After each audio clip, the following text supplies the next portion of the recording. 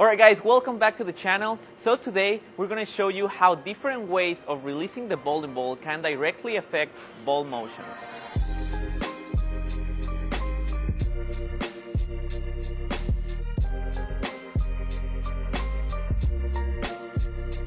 When we need to make a change, we need to either increase hook or decrease hook. The first thing that comes to mind is probably making a ball change.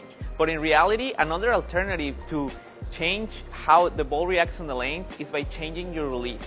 So today we're going to show you 3 different types of release that can drastically affect your ball motion.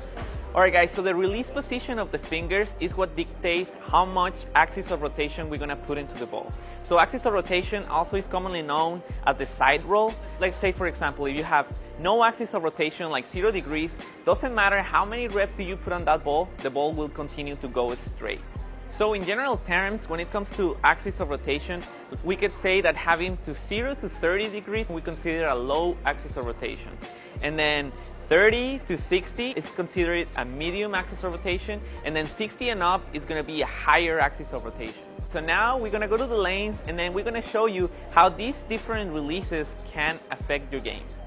Alright guys, so the first release that we're going to talk about is the medium axis of rotation. This type of release is great for the typical house condition. It's going to give you the best of both worlds. It's going to give you earlier hook while also back-end recovery. So this release is the one that I particularly use the most. It's the ones that I feel more comfortable using with. It's right in between the low and the high, and usually it's a great starting point to know what adjustments I need to do if I need to do any adjustments. Alright guys, so the second type of release that we're going to talk about here is the low axis of rotation, or more commonly known, forward roll. So this type of release is going to give you a smooth overall ball reaction. So it's going to get your ball rolling early, it's going to hook in the front part of the lane, and overall it's going to give you less back-end reaction, but it's going to give you that smooth overall motion. So this type of release is great for when you're bowling on fresh oil conditions that you need your ball to start hooking early, or in sports shots when the lane conditions are a little harder and you need control. So this release is going to give you the most control out of the 3, and it's a great tool for bowling on a sport condition, fresh condition, or oily conditions. So as I mentioned, this release is great for fresher oil conditions or when the lanes are hard, but one of the cons of this release is when you start moving left and you see your ball hooking early but doesn't have a lot of energy in the back end, you're going to start seeing a lot of flat tens, a lot of buckets. So that's a clear sign that you need to get out of that release and start getting a little bit more around the ball so it can give you extra back end reaction. Alright guys, so the third release that we're going to talk about here is the high axis of rotation, or more commonly known, getting around the ball. So this release is great for when you need to stand left, when the lanes are more broke down and you need extra back-end reaction. So this release is probably the bowler's favorite because it's the one that creates the most hook.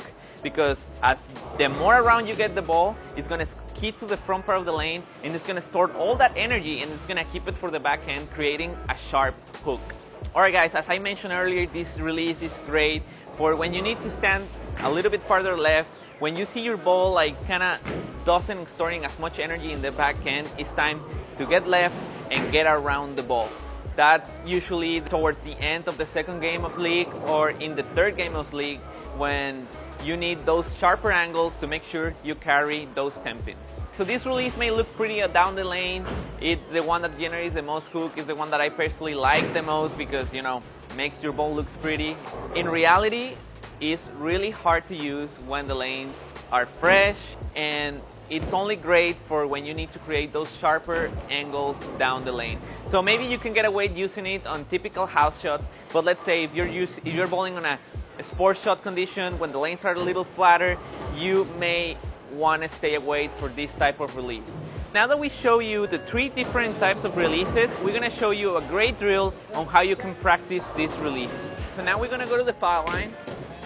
We're going to get on a strong finish position.